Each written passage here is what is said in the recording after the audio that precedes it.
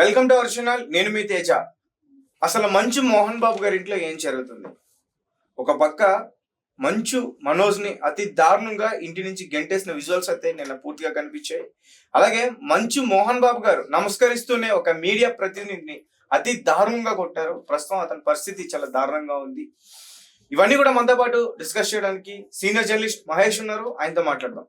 నమస్తే అండి. సో అసలు ఈ సంఘటనని ఎట్లా చూడాలి? ఒక పక్క మంచు మనోజ్ ఏమో 3 సంవత్సరాల నుంచి చేస్తున్న అక్రమాలన్నీ కూడా బయట పెట్టేందుకు నేను ప్రయత్నిస్తున్నాను, అందుకే నా మీద ఇలా దాడికి ప్రయత్నిస్తున్నారంటూ కూడా చెప్తాను. ఈవినింగ్ అసలు విషయాలన్నీ కూడా వెలుగులోకి తీసుకొస్తాను. ఎక్కడ అక్రమాలు ఇంట్లోనా వాళ్ళ ఫ్యామిలీకి సంబంధించి బిజినెస్ వాటిలో వాళ్ళ విద్యాలయానికి సంబంధించి విద్యా సంస్థలు వినయ్ అనే ఆయనకి అడ్మినిస్ట్రేషన్ అది మొత్తం అప్పచెప్పారు. ఆయన మంచు విష్ణు దుబాయ్ లో సెటిల్ అయ్యి ఫ్యామిలీతో దుబాయ్ లోనే ఉంటున్నాడు ఎక్కువ. ఆయన అక్కడ ఇక్కడ ఉన్నప్పుడు ఆయన చూసుకునేవాడు. ఇప్పుడు దుబాయ్ ఆయన షిఫ్ట్ అయ్యి అక్కడే ఉంటున్నాడని ఈ వినయ్ అనే ఒక అతన్ని కొంతకాలంగా ఆయనే అడ్మినిస్ట్రేషన్ చూసుకున్నాడు. ఫస్ట్ నుంచి మనోజ్ ఆ విషయాలు ఏం పట్టించుకోలేదు. తర్వాత అక్కడ ఈ వీళ్ళ ఇన్స్టిట్యూట్ ఎక్కడ ఉందో చుట్టుపక్కల గ్రామంలో వీళ్ళ బంధువులు అట్లా వాళ్ళు కూడా ఉన్నారు. వాళ్ళందరూ మనోజ్కి చెప్పు ఏంటంటే ఉన్న పొలంగా ఫీజులు పెంచడం, డొనేషన్ పేరుతో డబ్బులు అడగటం ఇవి చేస్తున్నారని చెప్పి ఈయన దృష్టికి తీసుకొస్తే ఈయన అదే క్వశ్చన్ చేశారు. దాంతో వినయ్ అనే ఆయన్ని కూడా అడిగితే అతను లెక్క చేయలేదు అని ఇంకా మోహన్ బాబు గారిని అప్రోచ్ అయ్యి ఆయనతో మాట్లాడితే ఆ విషయంలో క్లాష్ అనేది వచ్చింది. గొడవ అయితే అక్కడ అంటే ఇంతకు ముందు కూడా మంచు మనోజ్ సంబంధించి వాళ్ళిద్దరు గొడవ పడుతున్న ఒక చిన్న వీడియో క్లిప్ కూడా బయటికి వచ్చి అంటే అంటే ప్రజలు అర్థం చేసుకోవడం ఎట్లా ఉందంటే వాళ్ళిద్దరు అన్నదమ్ములైన వాళ్ళ తల్లులు వేరు కదా అనే ఒక ఆలోచన అయితే వచ్చింది. ముఖ్యంగా ఆస్తుల గురించే గొడవ పడుతున్నారని కూడా అనుకుంటున్నాను. సొంత తమ్ములే ఒక తల్లి పిల్లలే కొట్టుకుంటున్నారండి. ఇందులో సవతే పిల్లలు అని అట్లాంటిది ఏం లేదు. ఫస్ట్ నుంచి వాళ్ళు అట్లా ఏమి డిఫరెన్సెస్ ఉన్నట్టు కనబడుతుంది మనకి.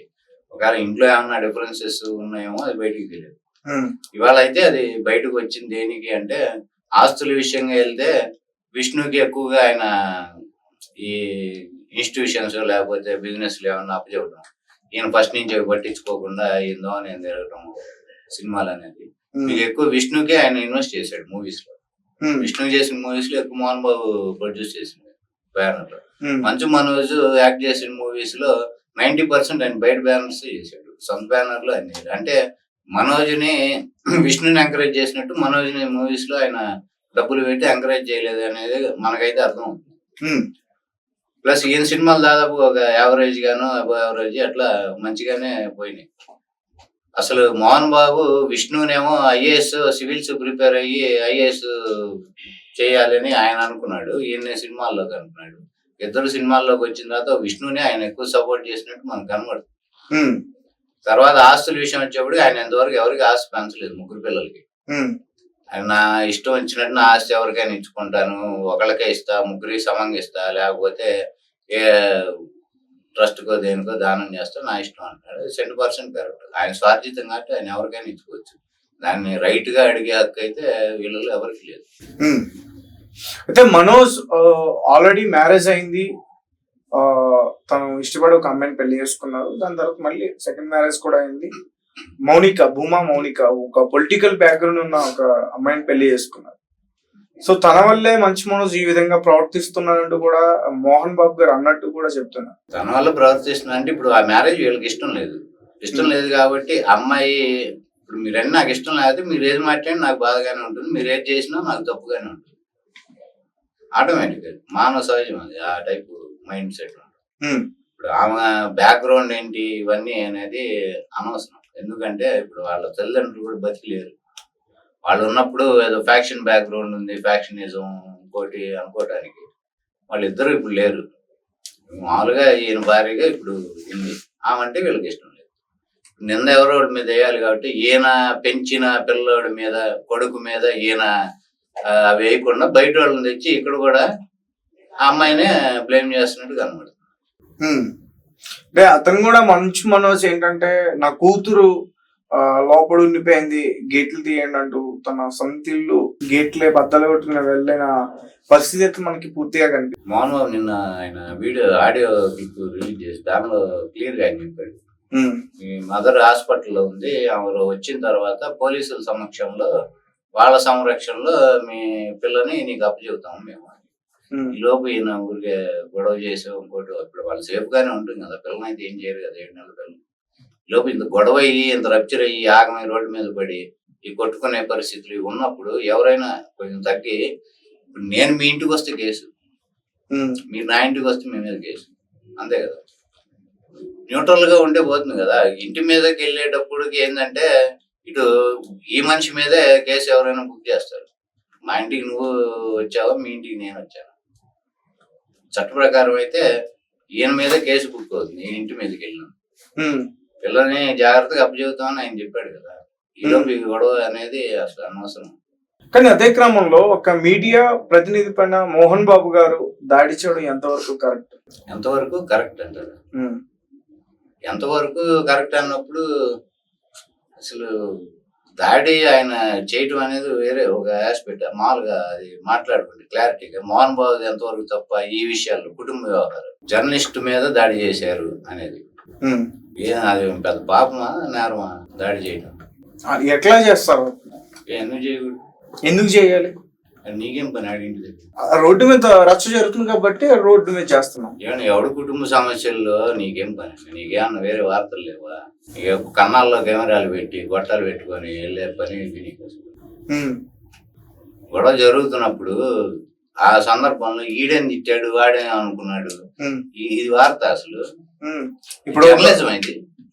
జర్నలిజం అంటే గత 2-3 రోజుల నుంచి కొంతమంది బౌన్సర్లు పెట్టి కొట్టిస్తున్నాడు అనే వార్త వచ్చిన తర్వాత కదా చేరుకున్నారు. వాళ్ళు బౌన్సర్లు పెట్టుకున్నారు, గంగలో పడ్డారు, మనకు అనవసరం. వాళ్ళ కుటుంబ సమస్య ఏదైనా ఉన్నా నీకు రాత్రిళ్ళు పొద్దున్న తెల్లారి నీకేం పని అక్కడ కెమెరాలు పెట్టుకుని? దేశంలో సమస్యలు ఏం లేవా? ఇదే సమస్య నీకు. ప్రతి ఒక్కరు ఉన్న ఛానల్ ప్రతి ఒక్కడు అక్కడే ఉన్నాడుగా. ఇంకేం పనులు లేవు మనకి, ఇంక వేరే సమస్యలు లేవు దేశంలో. గతంలో ఒకసారి కూడా కొట్టారు కదా, ఇప్పుడు కొత్తగా జర్నలిస్టులు కొడుతుంది మోహన్ బాబు ఫ్యామిలీ. అప్పటి నుంచి ఇప్పుడు దాకా ఏం చేశారు మోహన్ బాబు? ప్రెస్ మీట్ బట్టి పొలం అని పోతున్నారు కదా గొట్టాలు వేసుకొని. ఎందుకు బ్యాన్ చేయలే? అప్పుడే ఫస్ట్ టైం అతను చేసినప్పుడే వీళ్ళు ఎందుకు అప్పటి నుంచి ఈ రోజు వరకు వీళ్ళు బ్యాన్ చేసి ఉండాల్సింది కదా. మరి మనకి ఏ మాత్రం సిగ్గుంటే మళ్ళీ గొట్టం పట్టుకుని బయలుదేరాం కదా. అప్పుడు ఏం చేయనప్పుడు ఇప్పుడు కొత్త ఏంటి? వీళ్ళు ఏం చేయగలరు? మళ్ళీ ఏముంది, కవర్లో డబ్బులు పెట్టి ఆడ పెడితే మళ్ళీ బయలుదేరుతాం గొట్టం పట్టుకొని. లిటరల్లీ ఇది ఇప్పుడు ఏం చేస్తారు చెప్పండి? Right sir. అంటే మేనేజ్మెంట్ ఎట్లా ఉన్నా ఒక రిపోర్టర్ ని కొట్టడం తప్పని నేను చెప్తున్నా. అక్కడ ఉన్న విషయాన్ని తెలియపరచడం కుటుంబ సమస్య అండి. నువ్వెవడు? కుటుంబ సమస్య అయితే ఇంట్లో చూసుకోవాలి కానీ రోడ్డు మీద కాదు కదా. రోడ్ల మీదకి వచ్చి గొడవలు పడి కొట్టుకోలేదు కదా. వాళ్ళ వల్ల బౌన్సర్లు కూడా ఇబ్బంది పడుతున్నారు కదా. బౌన్సర్ల గురించి సపరేట్ అది దాని డబ్బులు తీసుకొని వస్తారు బౌన్సర్లు. వాడికి 4 దెబ్బలు పడినా డబ్బులు తీసుకొని. మరి వాళ్ళు ప్రజలు కాదా? ప్రజా సమస్యలు మాట్లాడే పరిస్థితి జర్నలిస్టులకి లేదా? బౌన్సర్ అనేవాడు డబ్బు తీసుకొని వస్తాడు ఊరికే రాడు. అవును కరెక్టే. అవునండి, డబ్బు తీసుకొని వాడు వచ్చినప్పుడు వాడు ఆ కాన్సిక్వెన్సెస్ ఫేస్ చేయడానికి రెడీ అయ్యే వచ్చినట్టు. 4 దెబ్బలు పడినా తినడానికి రెడీ అయ్యే వచ్చినట్టు బౌన్సర్ అనేవాడు కదా. జర్నలిస్ట్ అట్లా కాదు కదా, దెబ్బలు తినడానికి ఆయన రెడీగా ఉండిపోయారు వీళ్ళు. ఇప్పుడు ఏంటి మీరు అసలు ఖండిస్తారా ఖండించరా మోహన్ బాబు గారు ప్రవర్తించిన అక్కడ తీరు? ఖండించేదే ఉంది ఇందులో. నేను ఇంతకుముందే చెప్పా, ఆల్రెడీ వీళ్ళకి అయింది వాళ్ళ చేతిలో. అయినా కానీ సిగ్గు లేకుండా మళ్ళీ మనం బయలుదేరి వెళ్తున్నాం కదా, వాళ్ళు ప్రెస్ మీట్ పెడితే వెళ్తున్నాం కదా. నువ్వు అసలు ఆ ఫ్యామిలీని అప్పుడు ఎందుకు బ్యాన్ చేయలే? మీరు బహిరంగ వచ్చి మాకు క్షమాపణ చెప్పేదాకా మేము మీ న్యూస్ కానీ ఏది కవర్ చేయము అని ఆ రోజు నుంచి ఈ రోజు దాకా వాళ్ళు ఎందుకు స్టాండ్ తీసుకొని లేరు జర్నలిస్టులు? ఇవాళ మీరు తీవ్రంగా గొంతులు దించుకొని రోడ్ల మీద ఎక్కి ప్లకార్డులు పట్టుకొని గొడవలు చేసి రేపు పొద్దున్న ఇదే స్టాండ్ మీద ఉంటారని గ్యారంటీ ఉందా? లేదు కదా. అంటే ఇప్పుడు వాళ్ళు ఎన్ని అరాచకాలు చేసినా అవి చూపించుకొని వదిలేయాలంటారా? ఇప్పుడు మంచి సమస్యని అరాచకం అనలేము. ఒకటి జర్నలిస్ట్ ను కొట్టారు, ఆడి కుటుంబ గొడవల్లో నువ్వు వెళ్ళావు కాబట్టి వీళ్ళు ఏదో ఇరిటేటింగ్ గా మాట్లాడటం, ఇరిటేటింగ్ వీళ్ళని క్వశ్చన్ చేయటం అయితే అతను ఫస్ట్ నుంచి అహంకారం బాగా ఉన్న మనిషి మోహన్ బాబు. అది మీకు అందరికీ తెలుసు. ఆడి పని వాళ్ళు చేశారు. అంటే అసలు కొట్టడం అనేది తప్పు కదా సార్. నువ్వు వెళ్ళిపో అని చెప్తే ఏ మనిషి కొట్టినా తప్పే. నేను అది అడుగుతున్నా కదా. నువ్వు వెళ్ళిపో అని చెప్పేదానికన్నా నువ్వు కొట్టిన దానికన్నా చాలా తేడా ఉంది. ఏ మనిషిని ఎవడు కొట్టినా తప్పే. ఫిజికల్ గా మ్యాన్ హ్యాండ్లింగ్ అనేది చట్ట ప్రకారం తప్పే. అవునా? మరి గతంలో వీళ్ళు చేసినప్పుడు ఈ జర్నలిస్టులు ఏం చేస్తున్నారు అంటున్నా. అంటే జర్నలిస్టులనే కాదు, బయట వాళ్ళని కూడా చాలా మంది కొట్టారు. తిరుపతిలో వాళ్ళ ఇన్స్టిట్యూషన్ దగ్గర ఒక కెమెరా లాక్కొని జర్నలిస్ట్ ని కెమెరా అంతా చితక కొట్టి ఆ జిప్పు లాగేసుకొని వాళ్ళని కార్లో వేసుకొని లోపలికి తీసుకెళ్లి బంధించారు. అప్పుడు ఏం చేసావు చెప్పండి?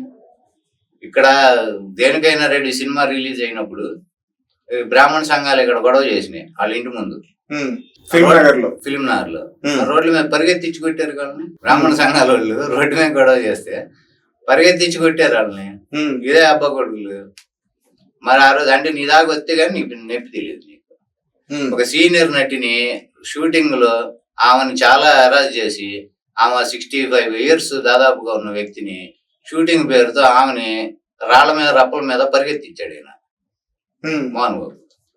మరి అట్లాంటప్పుడు అందరు మీ గొంతులు ఏమైనాయండి? మిమ్మల్ని తంది అంతే మాత్రం మీ గొంతులు దించుకుని రోడ్ల మీద ఇది చేస్తారా? మీరుంది ఎందుకు అసలు? ప్రజల తరఫున మాట్లాడారు.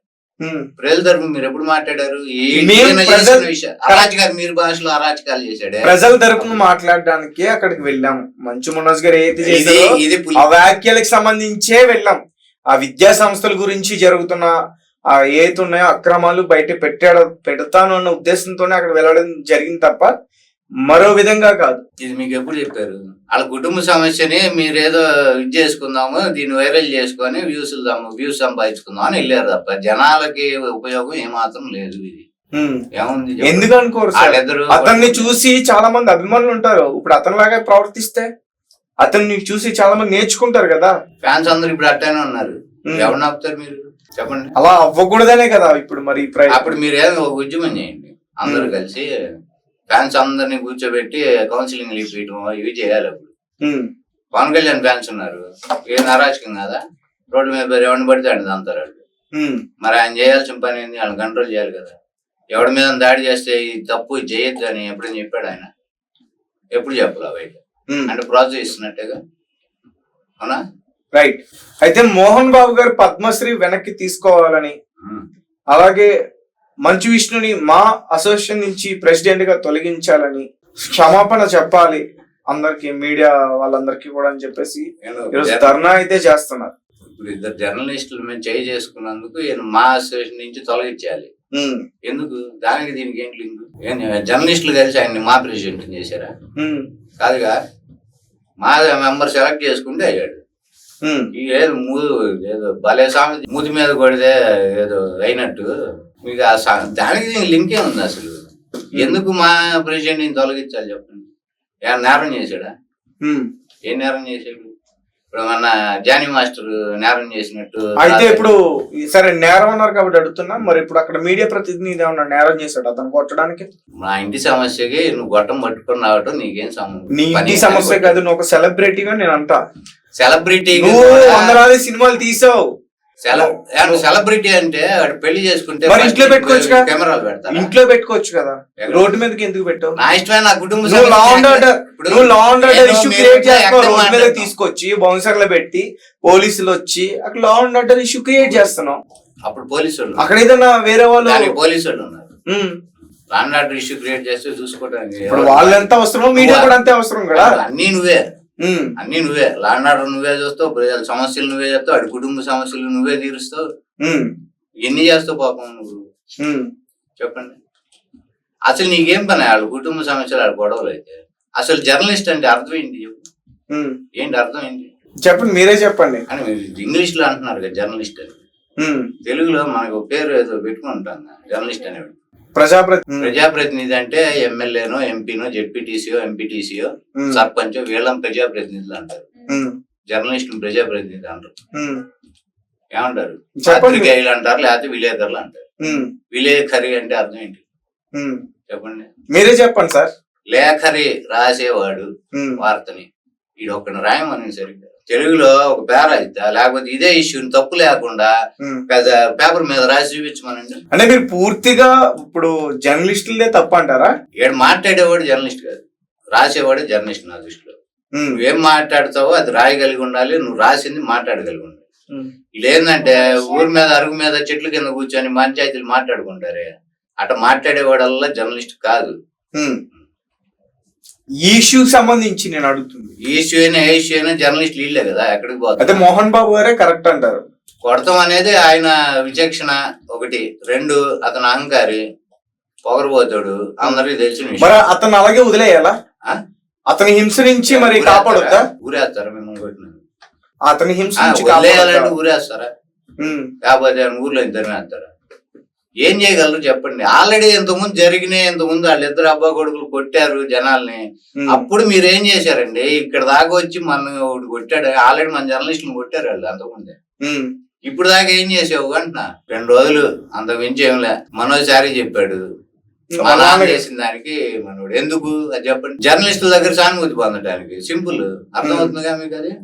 అవునా? ఉమ్, ఈ జర్నలిస్టులు అని నాకు సపోర్ట్ మాట్లాడతారు, నేను సారీ చెప్పాడేస్తే పోతుంది, మా ఆయన ఎట్టాగా వేసుకుంటారు వీళ్ళు అనే ఉద్దేశం. మనోడు ముందు పడి చాలా తెలియదు, ముందు జాగ్రత్తగా చెప్పేసి ఉమ్. వాళ్ళ అహంకారం వాళ్ళు చెప్పరు, చచ్చినే చెప్పరు. ఇప్పుడు విష్ణు గారు ప్రెస్ మీట్ పెట్టి సారీ చెప్పడం జరిగింది. ఏమని? ఆల్రెడీ వాళ్ళ ఫ్యామిలీతో మేము మాట్లాడుతున్నాం. భలే జోక్ ఉంది మీరు. ఉమ్. నేను కొడితే మీరు సారీ చెప్పండి. విష్ణు చెప్పాడు అంటే అతని ఆరోగ్య పరిస్థితి బాగోలేదు కదా. కొట్టింది ఎవరు? మోహన్ బాబు. మరి సారీ చెప్పేది ఎవడు? కొడుకులు ఇద్దరు సారీ చెప్తే కొట్టింది ఏమో తండ్రి, సరిపోయిందా? ఎవడు కొట్టాడు ఆడుగా చెప్పాలి. మీరు భలే అది చాలనుకుంటా మీకు.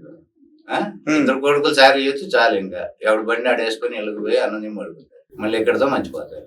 రేపు కన్నప్ప సినిమాకి ప్రమోషన్ పిలిస్తే వేసుకొని గొట్టాలు వేసుకొని వెళ్ళేస్తాం. కవర్లు పెట్టి డబ్బులు ఇస్తారు కదా మనకి, అందుకే వెళ్తాం. సిగ్గు శరం ఉంటే ఈ బ్యాన్ చేసేసి వాళ్ళ ఏ వార్త రాకుండా బ్యాన్ చేసే దమ్ము ఉందా మీకు? ఫస్ట్ సోకాళ్ళు జర్నలిస్టులకి లేదు, ఇది ఖచ్చితంగా ఒప్పుకోండి మీరు. అక్కడే అయిపోయింది మ్యాటర్, ఇంకెందుకు వాళ్ళకి సపోర్ట్ మాట్లాడు. అంటే వాళ్ళకి సంబంధించింది ఏది కూడా బయటికి రావద్దనా? ఏది అంటే ఇది కుటుంబ సమస్య. కుటుంబ సమస్య బయటికి రావద్దా అంటే నువ్వేడికి రావాలంటానికి నువ్వు దాన్ని బయట. ఇప్పుడు ఒక కుటుంబ సమస్య, ఇప్పుడు పోలీసుల్ని మంచి మనోజ్ గారు ఆశ్రయించారు, అతనికి అది పోలీసు వాళ్ళ జ్యూరిస్డిక్షన్, అది వాళ్ళు చూసుకుంటారు. ఎవడి మీద కేసు పెట్టాలి, ఎవడి మీద పెట్టకూడదు, ఎవడి తప్పు ఉంది అనేది వాళ్ళ పని. నువ్వే చట్టం చేస్తావు, నువ్వే చేస్తావు అన్ని, మనకేం సంబంధం? కుటుంబ సమస్య కాబట్టి కదా పోలీస్ స్టేషన్కి వెళ్ళారు వాళ్ళు కొట్టుకోను ఇంకోటో. ఇది law and order issue, law and order చూసుకునేది ఎవరు? పోలీసు వాళ్ళు. మధ్యలో అసలు నీకేంటి పని? Right, okay. సో చెప్పండి, అంటే అసలు మంచు ఫ్యామిలీ మీద మీ పర్సనల్ ఒపీనియన్ ఏంటి? ఎప్పటి నుంచో మీరు చూస్తున్నారు కాబట్టి మీ పర్సనల్ ఒపీనియన్ ఏంటి? అసలు వాళ్ళలో ఎవరు కరెక్ట్ అనిపిస్తున్నారు? నువ్వు భలే ఉంది. మీరు ఎవడు కరెక్ట్ అనేది ఎట్లా చెబుతామండి? ఒకరిని కరెక్ట్ వాడు కరెక్ట్ గా మనం జడ్జ్ చేయలేము. దగ్గరగా మనం చూసి వాళ్ళతో షేర్ చేస్తే గానీ ఏ విషయం చెప్పలేదు ఎవరైనా కానీ. కానీ బయట మనకు కనబడుతుందంటే వాళ్ళ బిహేవియర్. ఇప్పుడు ఒక వేదిక మీద ఉన్నాము మనం, దానికి సంబంధించి సభా గౌరవం ఏదో మర్యాద పాటించాలి. అది వీళ్ళ దగ్గర ఎప్పుడు కనబడలేదు మనకి చూస్తే.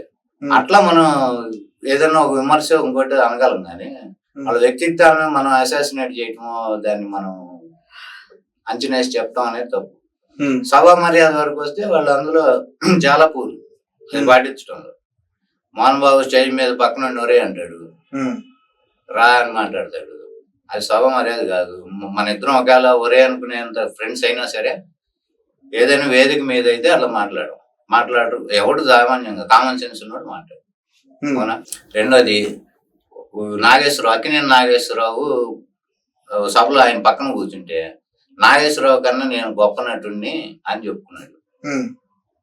ఆ విషయం నాగేశ్వరరావు గారి భార్య చెప్పింది నాకు. ఆయన అన్నపూర్ణ గారు ఆమె చెప్పిందంట, మా ఆయన కన్నా నువ్వు చాలా గొప్ప నటుడు అని ఆయన ముందే చెబుతున్నాడు.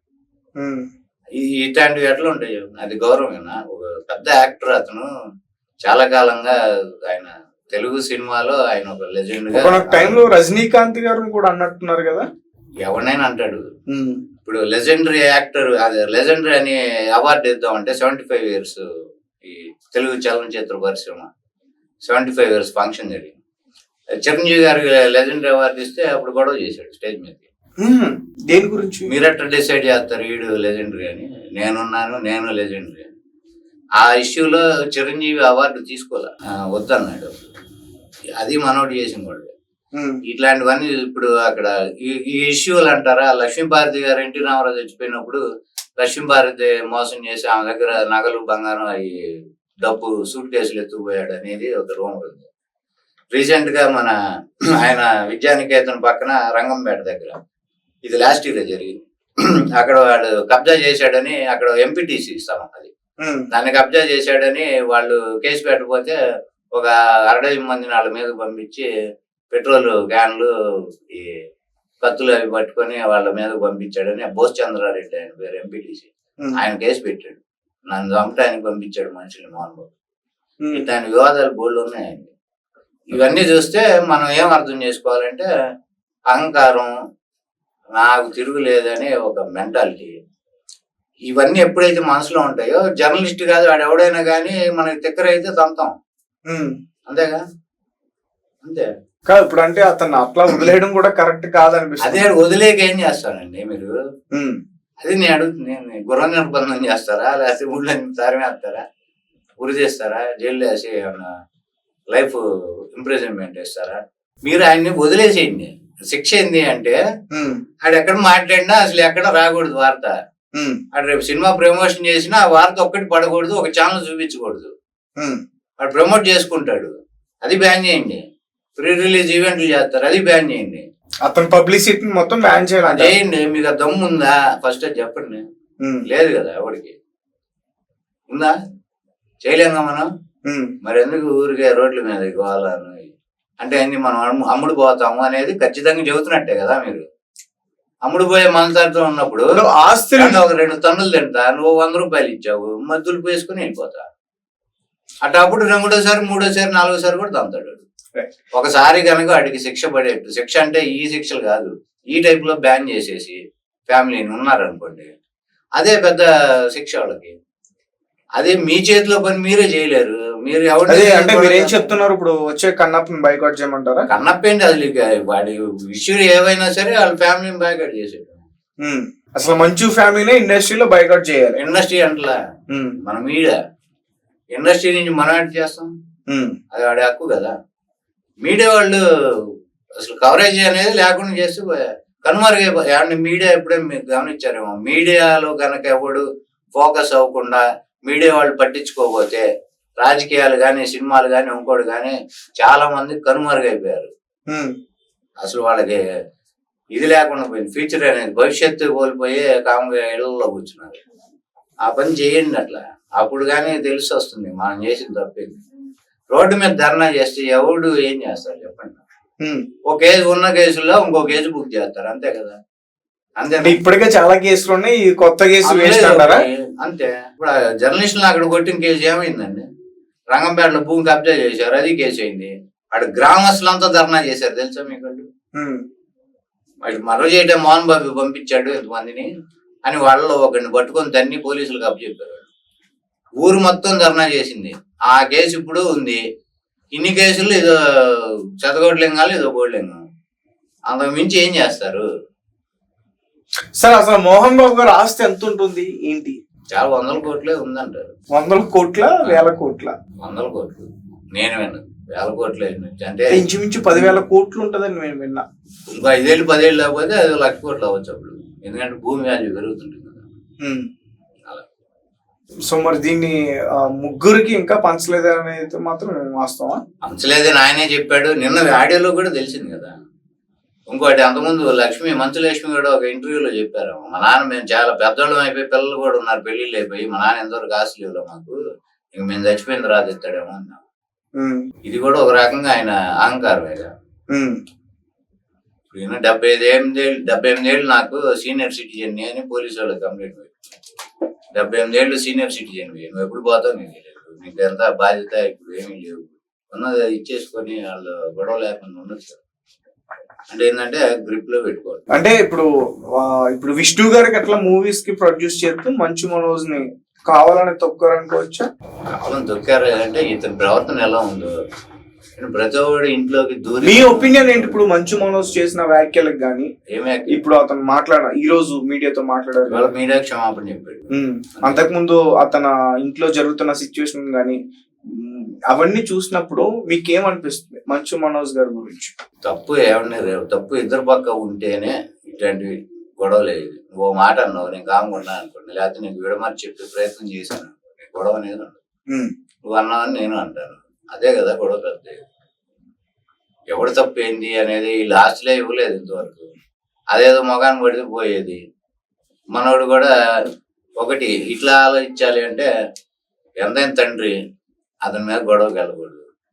డబ్బు కోసమో ఆస్తి కోసమో తండ్రినో తల్లినో విమర్శించడం, మీదకి వెళ్ళడం, గొడవ చేయడం అనేది మామూలుగా అయితే నైతికంగా అయితే తప్పు. సార్ అలాగే అక్కడ భూమా మౌనికకి సంబంధించి వాళ్ళ ఫ్యామిలీ మెంబర్స్ కూడా అక్కడికి చాలా పెద్ద ఎత్తున వచ్చారు. చెప్పాలంటే ఒక 100 మంది పైగానే వచ్చారు ఇష్యూ జరుగుతున్నప్పుడు. సో ఆ బ్యాక్గ్రౌండ్ మనోజ్ కి సపోర్ట్ ఉండడం వల్ల పెద్ద బ్యాక్గ్రౌండ్ కదా ఫ్యామిలీ వాళ్ళది. మౌనిక వాళ్ళ సిస్టర్, వాళ్ళ అక్క అఖిలప్రియ ఎమ్మెల్యే ఆలగడ్డ. వాళ్ళ ఫాదర్ భూమా నాగిరెడ్డి పెద్ద ఫ్యాక్షనిస్ట్ గా ముద్ర పడింది ఆయనకి. ప్లస్ తర్వాత రాజకీయాల్లో ఆయన ఎమ్మెల్యేగా ఎలక్ట్ అయ్యాడు. వాళ్ళ మదరు ఎమ్మెల్యే చేసింది శోభా నాగిరెడ్డి. ఎస్వి సుబ్బారెడ్డి అని కర్నూలులో ఆయన పెద్ద ఫ్యాక్షనిస్ట్, ఆయన పొలిటీషియన్. వాళ్ళ కూతురే శోభా నాగిరెడ్డి. ఆమెను తర్వాత ఈయన లవ్ చేసి ఎస్వి సుబ్బారెడ్డి కూతురుగా ఉన్నప్పుడు ఎవడు అటు కన్ను కూడా వేయలేని పరిస్థితి ధైర్యంగా. భూమా నాగిరెడ్డి ఆమెను లవ్ చేసి ఆమెను ఎల్లప్పుడు తీసుకెళ్లిపోయి పెళ్లి చేసుకున్నాడు. అంటే ఇతను గట్స్ అట్లాంటివి. ఎవరి భూమా నాగిరెడ్డి. సో అంటే ఇప్పుడు ఆ పొలిటికల్ బ్యాక్గ్రౌండ్ ఉంది, ఫ్యాక్షన్ బ్యాక్గ్రౌండ్ ఉంది. కొన్ని గ్రామాలు అవన్నీ వాళ్ళ ఫ్యాక్షన్ పట్టున్న ఫ్యామిలీ. అలాగే అంటే ముఖ్యంగా వాళ్ళ ఫ్యామిలీకి సంబంధించి అంటే ఆల్రెడీ మ్యారేజ్ అయిన అమ్మాయిని మళ్ళీ పెళ్లి చేసుకున్నారు. ఒక బాబు కూడా ఉన్నారు. అంటే ఆస్తి ఇవ్వడానికి అయినా ఈ విధంగా అయినా ఇబ్బందులు ఉన్నాయనుకోవచ్చు. అంటే ఒక పక్క వీళ్ళు మాకు ఆస్తులతో అవసరం లేదు, మా కష్టంతో మేము పైకి వస్తాం అని చెప్తున్నారు. ఈయన బయట ఉన్నాడు పెళ్లి చేసుకున్న దగ్గర నుంచి. ఈయనేం ఆస్తి అడగలేదు అప్పుడు అంటున్నాడు. ఈయన నేనేం ఆస్తి అడగలేదు, మా పెళ్లి వాళ్ళకి ఇష్టం లేదు, ఇష్టం లేదు కాబట్టి వాళ్ళు కూడా కాముకున్నారు పట్టించుకోకుండా. ఏందో అని ఈడున్నాడు. అమ్మాయికి కూడా ఆస్తి బాగానే ఉంది, వాళ్ళకి వెల్ ఆఫ్ చాలా వాళ్ళు.